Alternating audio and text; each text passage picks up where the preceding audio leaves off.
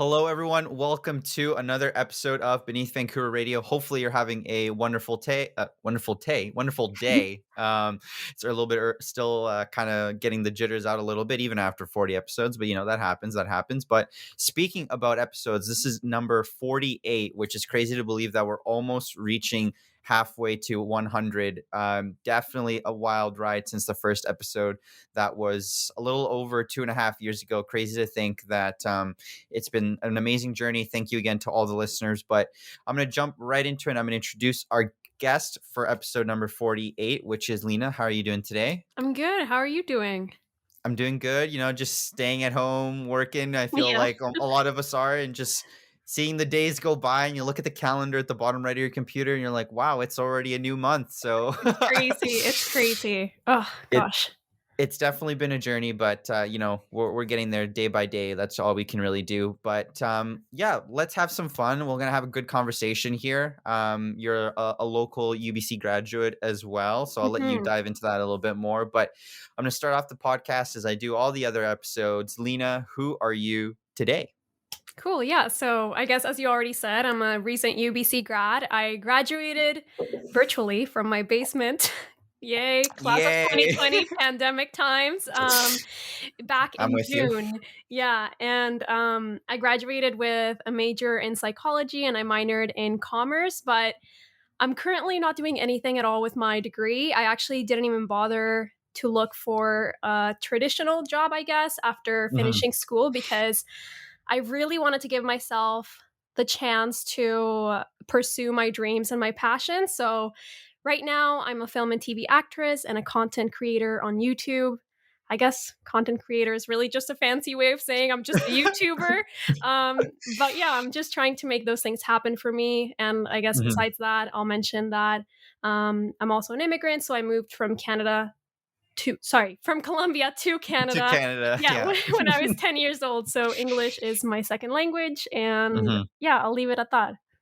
I like that. I see a guitar for those who are tuning in on the YouTube version or listening in the audio version. Mhm. There's a guitar in the background. Do you play as well? I do, yeah. I've been playing since I was like 13. I really hopped on that Taylor Swift The train Taylor's. when I was like 13. I was like, I wanna do that. So I picked up a guitar, yeah. So I've Are been you still playing on for that a long train? time. Yeah, I am. I The wouldn't Taylor really. Swift train. Oh, yes, yes. You know what? I Yeah. have no shame in saying that. I know a lot of people don't really Mhm. vibe with Taylor Swift, but yeah, no, I love her. Also, she, like, recently put out 2 albums in the span of, like, Yeah, I 6 was gonna months. say Crazy. And they're both nice. really good, so, yeah. I mean, I like that. yeah, Cool. yeah. Sounds good. Sounds good. So a good little introduction there, but I kind of wanted to talk a lot, or I guess from like what I know and from what I've seen you in terms of your work and stuff like that, is more on the YouTube side, and at Mhm. least from my perspective, that's kind of how I first came across your content and everything like that. So, well, let's talk a little bit about the YouTube journey because really, I think in terms of this podcast, the only other YouTuber I think that I've had is Jensen, which is someone that we both know as well. Mhm. So it's a bit of a small world in that regard. Shout out to Jensen if you're tuning in. But let's talk a little bit about your YouTube journey. And obviously now I feel like especially during quarantine and COVID, everyone kind of wants to do something on YouTube or online. But when you were first starting off, like how was that journey like, and when did you kind of start? Yeah, I guess this is a very long story because when I first started posting videos on YouTube, I wasn't doing it for, I guess, for views or for Hmm. money or anything. I didn't really, like, consider that as part of it. I really just wanted to document different aspects of my life. There's a couple of videos that are privated now, but if you go back, my very first videos are like a little hiking trip that I took, or like if I went on a family trip, I would like film that, and I really just loved the editing aspect of it, and I started editing Right. videos when I was like 11 or 12. There's definitely some really cringy Windows Movie videos from Maker. That's right, that's Yeah. right. Windows Yes. Movie Maker. I think I started out literally editing, like, That's you know those, like, lyric videos way back yeah, then? yeah, yeah. With the Ah, blue background and yes! then the That was literally me, and that's how I was like, "Oh, yes, this is a little fun little hobby I can oh do, god, I love make it. lyric videos for people." Right. Yeah, that's how I guess I started on Windows Movie Maker, and then it just kind of progressed into, like, documenting my life, and the more I did it, the more I really enjoyed the actual, like, creative process with picking the music and like editing things to the beat and all of Hmm. that sort of stuff. So it just kind of started evolving. And then I guess I really started dedicating more time to it, maybe like second year of Right. university. Um, I guess it really started with my UBC dorm tour, and it purely was because I really wanted to document what my room looked like, and I figured other Hmm. people would probably want to like see what the rooms looked like too. And then from there, I guess I started posting a little bit more consistently than I was doing before. But Right. yeah, I guess Was that the that's viral video, the dorm one? Because the video that YouTube recommended to me, I'm not too sure how long ago, definitely Mhm. over a year ago, was the tour one, I think, of UBC, like the campus one, Oh if I'm not yeah. mistaken. Yeah, So that's yeah. when I first saw your content. But was the dorm one like the first kind of Um viral video or? I wouldn't really consider it viral. I think it got somewhere around like 30,000 views. I think now it's Mhm. sitting at like 100,000 or something. But it was the first video that I Like popped saw off. that I was like, Mm. "Oh, whoa, like people are actually it's not just like my mom and my dad now." Yeah, It's yeah, like yeah. we have like there's actual views and like actual Mhm. comments and like people asking things about the room and that was when I really noticed. I was like, "Oh, maybe more people want to see UBC content." And I think at the time there wasn't really too much about it. So I started also like vlogging college Right. weeks in my life and whatnot. And I really did become a college YouTuber. Mhm. So yeah. Yeah. No, that's good. And how's that kind of experience like? Because obviously you're filming yourself, and I spent 5 years on campus, and I never really saw anyone. Like, I think maybe I saw one person film themselves in the entire time that I was there, and I actually was in the video. Oh no. Funny enough, I forgot what it was about. I think it was just some like I saw the video on Reddit, Mhm. and then I went to his YouTube channel. I don't know what it was called now. I don't think I think he graduated, because this was like during my beginning of my degree, so like in my first or second year. Gotcha. But what was that kind of like? Did people ever kind of look at you funny and be like, "What is this? What is she doing? Why I is she like filming?" I was really subtle about it.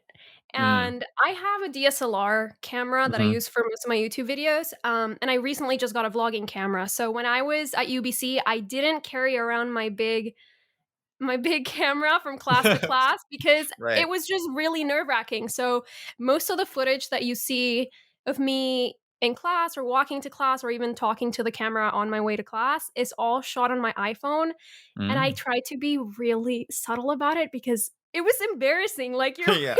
like, it's nerve-wracking to, like, be talking to yourself on the camera, so, I literally would use my iPhone front camera, the quality wasn't that great, and I had my headphones plugged in so that I could talk Oh, kinda so you're like, quietly and have the microphone, "Hello, like hello, hello, no like, one's really watching." close to me so that it would seem subtle, and sometimes I would act like I was, like, on a phone call or On a phone something call, yeah.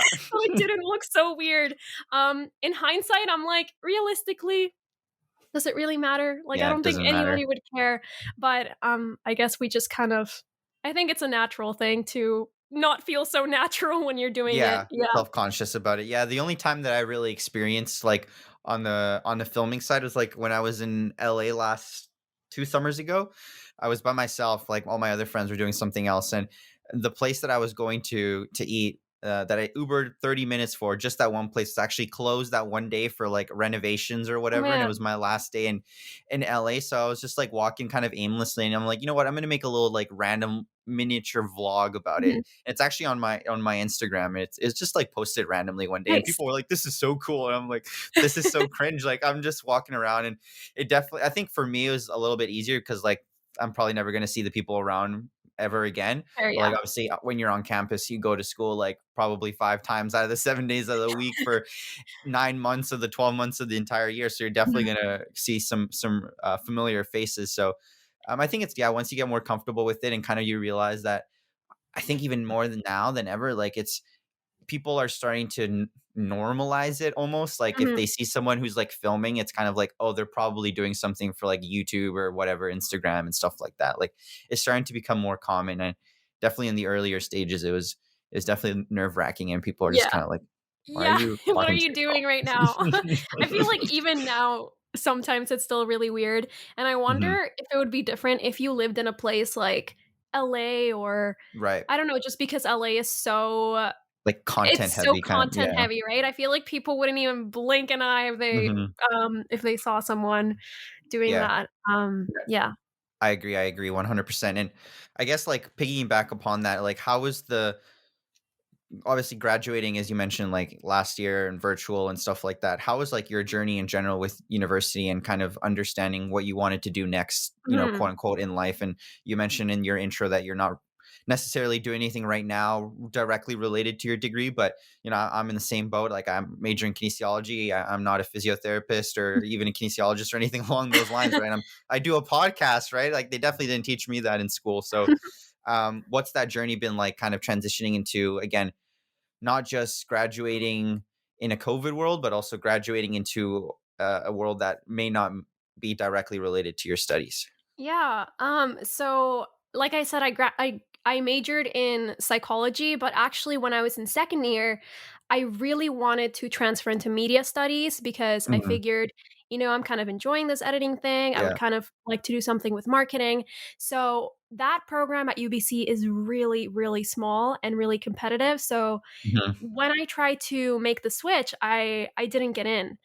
Right. Um, so I kept going with psychology and I absolutely honestly, I feel like it just worked out for the best because the more I Mhm. went with my career, the more I really, really loved it. But yeah, I'm not really doing anything with it, but the plan originally was to was to do my major in psych and then minor in commerce and kind of do something within the marketing world of it, like Right. use applied psychology combined with my commerce minor and kind of get a job in the marketing world, which I mean, it might still happen, but that was the initial plan. And part of that plan was Pre-COVID? like, yeah, pre COVID. Um, and part of that plan was also as I was in university, I was really hoping the film and TV acting would work out. Like I would Mhm. just book a really good role. And it didn't quite happen. I mean, I was in a few commercials and I was in a TV show, but it was never anything that was like, okay, my career in acting is set now. Like I don't Yeah, even need yeah. to worry about like looking for a real job. So when I graduated, I had this like horrible loss of identity almost. I don't know if maybe Mhm. you can relate to it because you recently Oh, graduated definitely, too, yeah. but I mean, you go from being a student your entire life, and Yeah. now it's like, okay, now it's the real world and you gotta figure out what you wanna do, and, Especially at home too, like, you especially can't yes, even, like, explore, like, no. literally explore, like, you can't Other even find options, yeah, it's yourself. like exactly, it's like, I can't even take that, like, post-grad travel trip that, like, Right, people yeah. take. I mean, not that I have the money for it right now anyway, um, but yeah, it's really weird, but after I graduated, I was like, "Okay, I wanna give myself the chance to really, really try this out and put 100% into it," because for This acting being the YouTube or the acting? both, Sorry. both, both, Both, both. okay. So, I guess when you're in school, like, there's a lot of other responsibilities, so I wouldn't say I Mhm. was able to give, like, 100% to acting or 100% to YouTube Right. either way because it's like, okay, you have, an audition tomorrow, but, hey, you also have an exam tomorrow, so it really became about, like, trying to figure out time management and dividing my time, but I don't Mhm. think I really ever got to a point where I was, like, 100% into what I really wanna do, so I really wanted to give myself the chance to try and look for that. I told myself Mhm. I would give, like, a 1 year, uh, a 1 year period to try it out, but now my 1 year is kind of, uh, dwindling. The time is dwindling. Who uses that word? The time is kind of going away, so we'll see what happens, but hopefully it pans out. It's pilot season right now in the film and TV industry, so Okay. fingers Fingers crossed. crossed. Yeah. And I'm curious how did you kinda get into that space? Because, personally, again, I'm not, too familiar with that, like, industry, Mhm. and B, don't know that many of my like, I don't have that many, like, actor friends or actress friends or anything along those lines, so I'm curious to hear a little bit more about, like, your background about getting into that space because I know, and correct me if I'm wrong, I might be completely talking out of left field here, but Vancouver is relatively decently known, sort of Yeah. like for this industry, kind of, Yeah, maybe, it's perhaps. no, you're right. It's actually Okay. nicknamed, Hollywood North. Yeah. Okay. Obviously it's north. I don't even know why I tried to explain that. Obviously it's north of Hollywood. Oh my gosh. Okay. Let's move on Sometimes from just that. gotta make sure, you gotta make sure you gotta explain Explaining it. to You you never north, know. south, west. Um, no, yeah, it's a pretty big industry up here in Vancouver, and weirdly enough, I don't know if I don't know if I'm just speculating here, but I think Mhm. with COVID, a lot of productions are actually moving up to Vancouver because it's doing a lot better than the States Our and than our friends down California south. right now. Yeah. Yeah. Yeah, I think we have things a little bit, better in that sense, so, Mhm. actually, I think since COVID, I've been really, really busy. I've had more auditions than I think the year before that, so, Right. um, kinda crazy, yeah, but I guess I guess there's a long story and a short story as to how I got into acting. Um, I'm trying to pick which one to tell. You can I don't whichever know. one you like, yeah. I'm just hoping it won't be too long.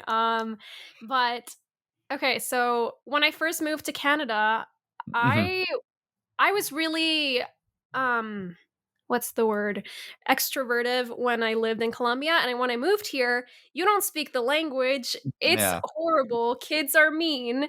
Um really, and I really was I kind of just lost all of my extroversion. So I became a really introverted person and I was a little bit more shy. Right. Um and my parents were struggling financially. And I was in elementary school, and this girl is like, "Oh my gosh, I just did a Barbie commercial and they paid me $10,000." And I was Well, like, "Oh my God, $10,000? it's not Like, bad. I I could be in a Barbie commercial. This is like Mhm. me being really naive. Like, I could do that. And I could help my parents out. Like, $10,000 is a lot of Yeah, money. I that's could help them out financially." yeah. So what I did was I hired a photographer and I got, like, professional headshots, and the way I thought it worked back then, I was maybe, like, what, 12, 13? I don't even know I was gonna how ask you how old were you? old you are when you're, like, in grade 6, grade 7, I think that was. Yeah, 12, 12 13, I to think, yeah, around somewhere that around there, yeah, so my ballpark. naive little 12 to 13-year-old self thought if I put these websites up on some of those, like, casting websites, like, Barbie would just come knocking on my door to give me $10,000. Here you go. Um, and it kinda, like it stopped there for a little bit, but I was Mhm. still kind of interested because I started, like, doing research as to how this could work. And I got more and more interested, but I was still really shy. So Right. then high school came around and I was like, "You know what? I'm gonna try drama class." Mm. And it was terrifying, but I really fell in love with it. How was your Um, English at this time, if you don't mind me asking? it was a lot better, a Okay, lot better. I think, yeah, by high school, I, like, spoke pretty fluently. okay. I think I was really lucky in the sense that I came here when I was young, so you're able to pick up the language a lot quicker. Right, Um, yeah. yeah. So yeah, by then my English was fine and I joined drama class and yes, it's scary to, like, perform in front of people, but there was something about it that I just really, really loved.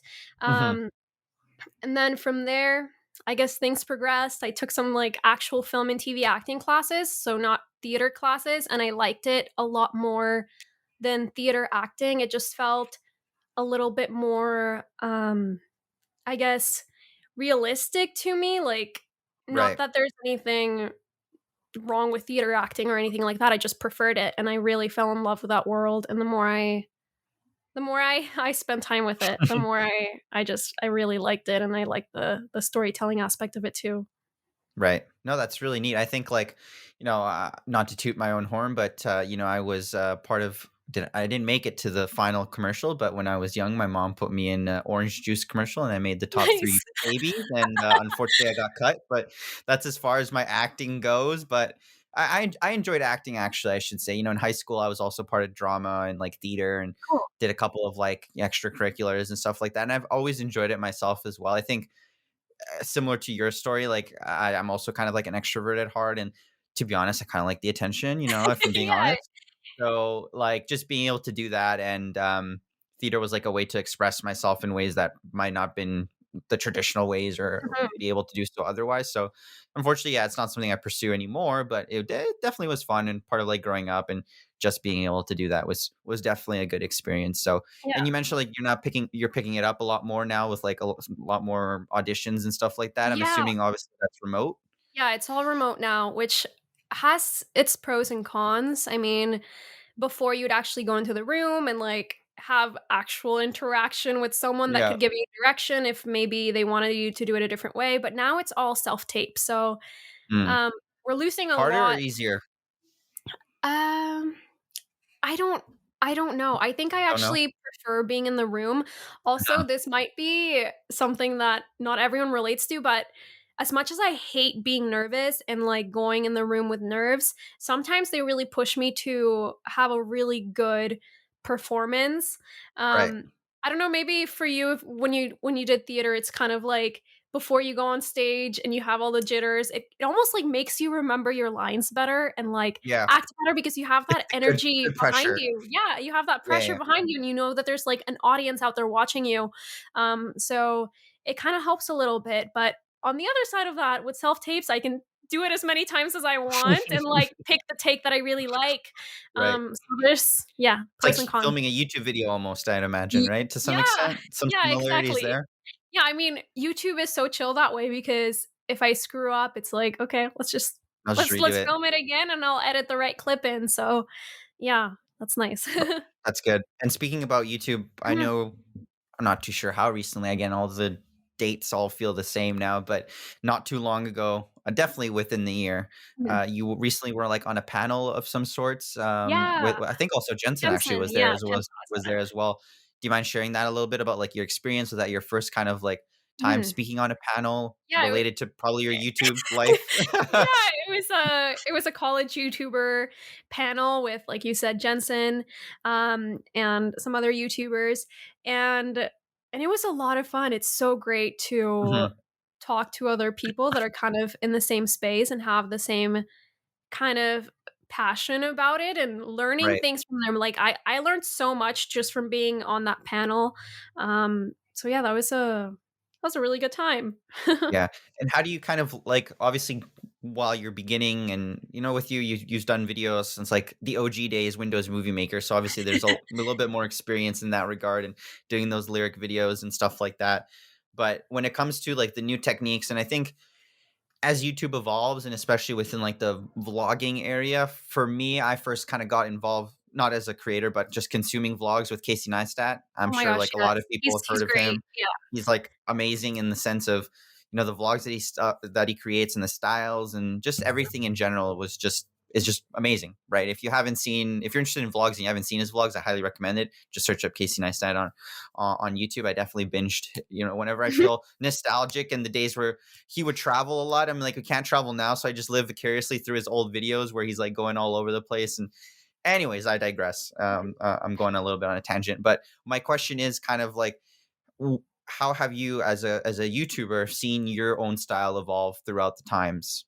Whether it be like your own style in the sense of how you edit or how you even film the videos, but also to kind of keep up with the trends, so to speak. Yeah. Oh, wow. I feel like I haven't really given that too much thought. I guess it just kind of, like, evolves and it happens kind of Right. almost naturally, and I also think through watching other people's content Hmm. because as much as I am a creator, I'm also, like, a really big consumer of the YouTube space, and I think you have to be if you're a Yeah. creator. Like, you can't just create and not watch content, but I've noticed there's a lot maybe this has to do with, like, the rise of TikTok, but, like, things have to be a lot quicker and Hmm. paced. Like, you have to really change the pace, whether it be through, like, a different angle or, changing up the music or, these kind of things to make it a little Attention bit. spans are at a bottom. That's what's at a very low is essentially the nicer way of what we're trying to say right Yeah, now. like, people's attention spans, I feel like, have really dropped, Yeah. so I'm kind of trying to shift things to be a little bit quicker pace. Wow, I can't speak. Mhm.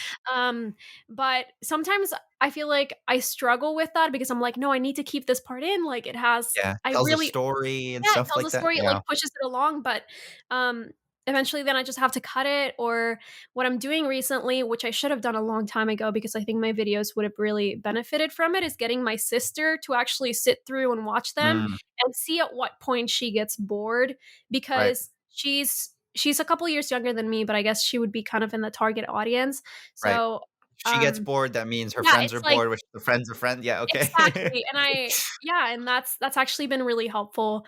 That's good. Um, but yeah, I guess as time has evolved, my editing style has also evolved, and I've kind of, like, learned a lot more things. I Mhm. edit everything on, Premiere Pro, which I I was gonna think, ask you Final Cut or yeah, Premiere. Okay, most people use Premiere Pro or Final Cut Pro, I guess. I was introduced to Premiere Pro in high school, so shout out to my right. IT teacher who kind of got me even more interested in this space. Um, but yeah, I use Premiere Pro for everything, and the more I learn about it, the more I'm like, "Okay, let's color grade it like this, or let's Right. change up." Yeah, I don't know. It's been Do you have good. any resources that you can think of off the top of your head that would be, like, good for not Uh even just YouTubers, but filmmakers in general or yeah, something along those lines? I don't have, like, a specific resource. Honestly, most of what I learn is just through looking it up on YouTube, and Right. whatever video comes up first, that's the one I'm watching. Yeah, Which I yeah. guess goes to show how much, like, YouTube search engine matters, and, like, where you rank on that top search really is Right. really important. But, yeah, yeah, I think so. I guess for editing tips, or filmmaking tips, I really like, Peter McKinnon. Yep. Sarah Dietschy is also really good. I did one of her, like, Skillshare courses, which was really helpful in, like, learning the pacing of our own vlogging and whatnot. Yeah. Oh, that's good. I'm happy to hear. Yeah, I think in general, like once you see your work kind of progress and everything like that, you also see like the fruits of your labor. And as you mentioned, your earlier videos are probably not the same Oh my gosh, to they're the ones so that cringy. the ones that you have like today, right? I And all the different tools and everything. Sorry, go ahead. I was just gonna say I debate daily just to make them private, because I'm like, "These are horrible." But also I'm like, "But look at it." It shows, like, how far I've come, Yeah, because, your growth. Yeah. totally, even just the thumbnails, I look at them and I'm like, "What was I thinking with those thumbnails?" And maybe I'll think the same about the thumbnails that I'm making now, like, a year from now, I'll be like, "What was I Mhm. thinking with those horrible thumbnails?" But Yeah. yeah, it's kinda nice to keep them up and see how different I am, especially, like, I'll look back at those old videos, and I was so uncomfortable talking to the camera in them, like, I'm really fake in some of them, like, I'm like, "Hi, guys," like, "How's everything?" You Like, put your customer service voice. literally, and I feel like sometimes I still kind of struggle a little bit with, like, being, more authentic on Right. camera, just because it's really an unnatural process. It is. You're Yeah, sitting yeah. in your room just literally speaking to a camera, so sometimes it does feel really unnatural, but I think I've gotten better at it. Looking back at those old videos, I'm like, "Oh gosh, why did I even upload this?" I mean, I share some similar kind of sentiment, but like obviously for me, it's it not in video form, but in mostly audio form. So like the first podcast episode that I made, even the first like I would say 10, were definitely kind of questionable. Mostly just because I was so nervous and like unsure of how to structure it. Should I structure it? And like for those who don't know, like all of this, besides the first and last question, everything's just kind of thought of on the spot, right? So it's just like the authentic side is what we take pride of the most in terms of these conversations that we're having. But yeah, it definitely was kind of nerve wracking. Of should I even like upload this? Like, can I even private this? I mean, I can unlist it, but do I want to unlist it? But yeah, it's always nice to kind of reflect and just be like, yeah, I made that definitely to the caliber that it's not to the caliber that it is today, but it's nice to see where you started, right? Well, So, and you learn by doing. Like, mhm, if I'd never even started, like, I get more comfortable with the camera the more times that I talk to the camera, which I'm sure is right. the same for you, like, the more that you podcast, the better you get at it. You Yeah. can't just expect your, like, first things to be absolutely perfect and for you to be comfortable doing it right off the bat, but the more that Mhm. you do it, it's like it's literally with everything, like, practice really makes perfect, or I Yeah. guess not perfect, but definitely better. Better, improves. That's our goal at this point, just improvement, maybe not perfection. Um, bit of a question that you may or may not have gotten before, so if, you've answered this already, I apologize, but, favorite YouTube video you've ever created? Oh, wow. Um, Favorite YouTube video? Ooh, I'm, like, trying to think. I just literally my mind just blanked on a lot of the videos that I've made.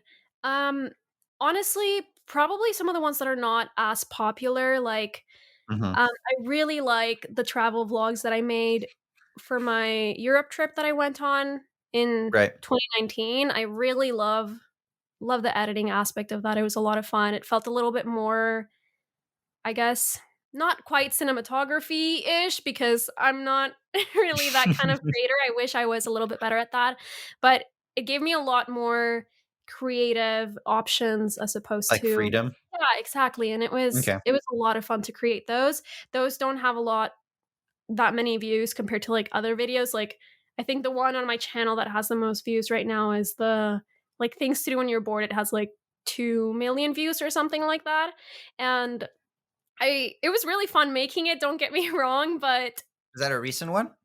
no, well, no, oh my gosh, it's been so long. I made it at the beginning of quarantine, Oh, um, definitely not recent then. so, like, April-ish, I think, Yeah. somewhere around there, because I was Peak bored. boredom. Yeah, peak Literally boredom. literally, it came out of boredom. I was like, "Everyone's bored, let's make a video," and it was perfect timing. Yeah.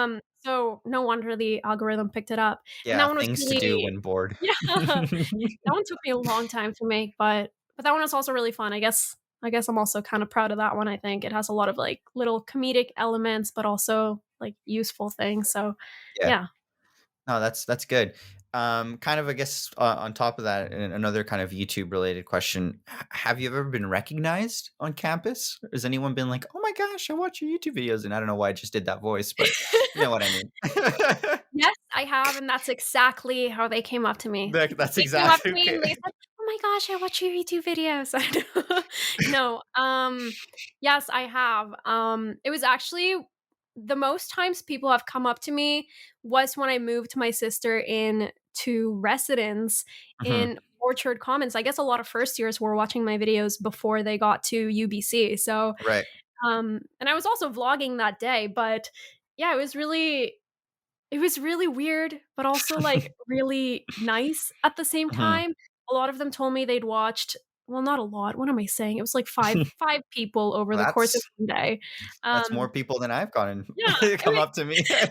I mean, they were literally, like, the sweetest people, and I remember one of them said, "I watched your UBC application tips video, and that Mhm. was really, really helpful to me, like, I watched it so many times," and I was like, it's so different seeing a number on a screen Yeah. versus actually seeing someone saying these things to you in person. Even just, like, YouTube comments, I'm like, "Oh, like, people are saying that this is helpful. This is awesome, like, this is great." But Mhm. it's so different having someone being like, "Hey, like, you're part of the reason why I'm here," or like, I really love the campus and, like, you made me, like, Fall in choose love with it fall in kinda love with thing, yeah. it." Yeah, it was a really good day, that one. Um but I think that was really the only day that I was recognized a lot. Maybe, like, one other time in the library, someone came up to me, but yeah. No, that's cool. I think that, yeah, it's always nice to kind of see, put a face to, well, not necessarily a name to the face because you don't know exactly what their YouTube handle is, but it's nice to be able to actually reflect and be like, once they do their conversation, you have, you chat with them and talk a little bit and be like, I impacted in one way or another that person's life, right? In that case, obviously, was to help them choose UBC, right? Or maybe you should get a sponsorship from, well, not anymore, you've graduated, but sponsorship from UBC, right? See how many applications came through Lina's video, a little like affiliate link or something like Yeah, that. But that's actually something they might actually interesting. Yeah. Okay. Well, that's yeah. a good idea. Maybe, yeah, I'll, someone. I'll relay that information to the required parties. Not that I mean, I don't really care anymore. I've done my time. I've had my fun. So Yeah, with UBC and everything like that. I'm interested in kind of like one of the final questions here before we wrap up the episode. Obviously, at the beginning, you mentioned a lot about like your 1 year kind of timeline, so to speak, and stuff like that. But I'm curious to, as you close and get closer and closer to that, that end of the time that you have for yeah. that year. Where do you kind of see yourself? going? Like, what's kind of like the goals right now in terms of, you're saying the acting and all that kind of stuff, and the commercials is starting to pick up. You obviously got the YouTube going on, and I'm sure you've got a bajillion of other things in the background that you don't share. So what's 2021 look like for you, or Um, hope to look like? yeah, realistically, I'll probably end up extending the And that's timeline totally a okay. little That's bit totally okay. because when I first set that timeline, I feel like I was in a really good place. Well, not necessarily like a really good place in my life, but Right. I feel like things were going okay. And then I had a personal event hit that really hit me hard Hmm. emotionally. And I think my YouTube took a really big hit because of that. I think when Right. I set out myself to say, okay, 1 year is gonna be the time that I need to like make this happen, or like I'm gonna try and make it happen within this year. I really pictured myself posting one video a week at least.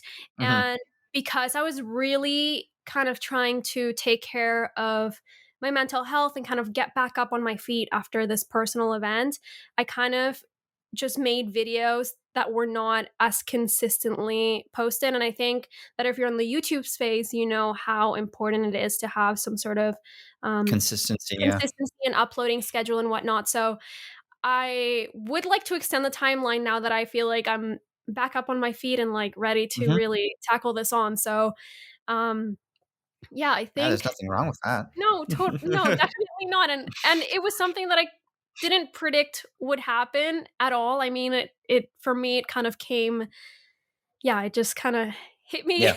hit me hard. I was down Yeah. for a while. Um but now that I'm back up, hopefully the next couple of months look like a lot more posting consistently, and also like keep dedicating a lot of time to my acting and seeing where that takes me, and we'll see where Hmm. I'm at once that 1 year deadline hits. And yeah, I mean, No, that's hopefully 2021 leads to some good roles and yeah, and a good YouTube channel growth. well, fingers crossed. Yeah, hopefully everything goes out well for you, and I'm sure you're working hard and everything like that. And it's important as well to kind of reflect and take a step back. And I think even aside from obviously like personal events, and 2020 was a tough year for everyone, right? It was a struggle for myself as well in terms of understanding, kind of being lost. You recent graduate, like what am I going to do? I don't necessarily have anything lined up plans wise, so there's definitely a lot of uncertainty. But I think when we're kind of approaching this time or area, or yeah, I guess area of our lives, the young 20s, the postgraduate, like as you mentioned, we identified as students. That's what we've been known as for the last, I don't even know how many years. Yeah. But once you kind of leave that space or that bubble, it might not be like you're not jumping off into like necessarily living by yourself, or being an adult, so to speak, right away. But it's definitely a toll in the sense of what's next, right? What's the next chapter in my life? And obviously that chapter threw us a bajillion curveballs with what's going on in the world right now, so it added extra difficulty to already a difficult part Yeah, of no our lives. kidding. So I'm sure that yeah, everything will work out, and we might have to do a follow up episode here in a year's time to see where you're at, and hopefully, yeah, good things to report by that time. So, um, near the end now, unfortunately, as I said earlier, and as I brought up prior to us recording, you kind of know what question's coming up right now, the finale here. But what piece of advice would you give to your younger self, and why would that be? Uh, to not be so hard on myself. Hmm. I I always nitpicked everything that I did. Even if it was good, I would always find flaws in it and find something to really hate about it. Right. Um, and I still kind of struggle with I think perfection. everyone does. Yeah. Yeah, it's like this like horrible perfectionism, which I think some people think it's like, wow, you're a perfectionist. That's great. No, it's actually No. like it can be really crippling. Like it stops you from, there's so many videos that I just haven't posted because I'm like, it's not perfect, it's not good enough or whatever. And Hmm. yeah, I think to not be so hard on myself and to like actually see the worth in what I do and what I make and who I am as a person. And yeah, to not care so much about what other people think of me. Wow. Right. My words just got Words. like speak, please.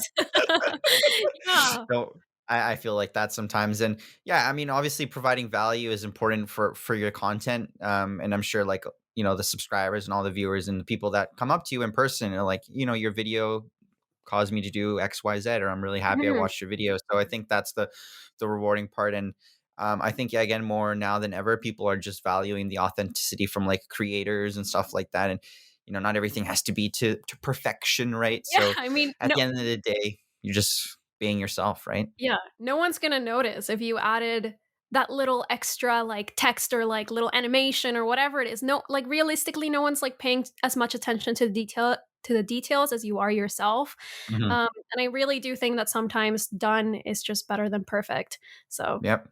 I agree 100%. So thank you again. I really do appreciate. Thanks for coming on the episode here. It was a blast. We chatted, I think, a little bit more about the YouTube space, which is good because it's something that I know a lot of people are interested in, and a lot Mhm. of people obviously consume a lot of YouTube content. So hearing it from someone who, whether they're a UBC student or even local to the community, to Vancouver, it's always nice to hear from local creators. And that's a big reason why this podcast is what it is today for people like yourself. So thank you again. Where can people find you? Where can they see your work? Oh, yeah. Yeah, anything like that. Thanks so much. Thanks so much for having me, first of all. Yeah, Yeah, you can find anytime. me on YouTube. It's literally just Lina Lecompte. And then my Instagram is lina.lecompte. And that's basically how you can find me It's good everywhere. branding, Yeah, consistent. it's literally just my name. Just look up my name and I'll pop up on Google for sure. Sounds good. Do you have any final words before we kind of wrap up the episode? Not too much, I guess. If you are looking to do YouTube, just do it. I know it's like really easy advice, but just start it. Just do it. Go for whatever it is that you want to go for. I think a lot of people do a lot of planning before they actually get to the doing part of it. And Right. yeah, small deeds done are better than great deeds planned. I feel like that's a quote. That's a quote that I've loved for so long. So yeah, just Putting that on like a shirt or like literally, a small deeds done are better than great deeds planned. No, that's awesome. Yeah. That's awesome. That's awesome. So yeah, thank you again. I really do appreciate it, and thank you everyone for tuning in to today's episode. Hopefully you enjoyed it. If you're watching this on YouTube, I'd really appreciate if you hit that like button and subscribe to the channel. Doing a little bit of the usual outros here for YouTube. And if you're listening on audio, thank you so much. Wherever you're tuning in, Google Play, Apple Podcasts, or Spotify, we appreciate it. If you want to give us a rating as well on the podcast, 5 out of 5, 4 out of 5, whatever you want, we appreciate it. Helps us out as well. Once again, this was episode number 48. Thank you, Lina. I really appreciate it. And hopefully you guys have a wonderful day. Thank you for tuning in. Bye-bye.